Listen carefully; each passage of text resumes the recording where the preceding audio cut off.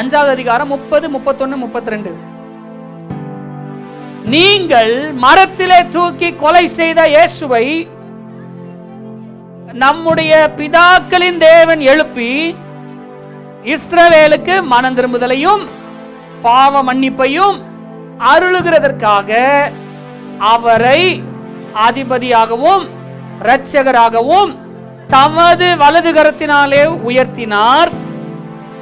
இந்த சங்கதிகளை குறித்து நாங்கள் அவருக்கு, இப்ப கவனிங்க, அப்போஸ்தலர் நடவடிக்கைகள் புத்தகத்தில் எனக்கு சாட்சிகளா இருப்பீர்கள் அப்படின்னா என்ன அர்த்தம்?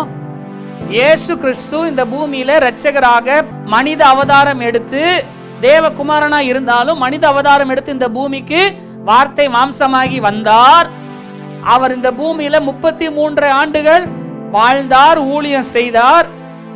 அவர் பாவத்தை சுமந்து தீர்க்கிற தேவாட்டுக்குட்டியாக வந்ததினால முழு மனுக்குலத்தினுடைய பாவத்தையும் சிலுவையில சுமந்து தீர்த்தார், மரித்தார், அடக்கம் பண்ணப்பட்டார், 3வது நாளில உயிரோடு எழுந்தார், இன்றைக்கு ஜீவிக்கிறார், பிதாவினுடைய வலது பார்சத்துல வீற்றிருக்கிறார். இதற்கு நாங்கள் சாட்சிகளாய் இருக்கிறோம். அல்லேலூயா.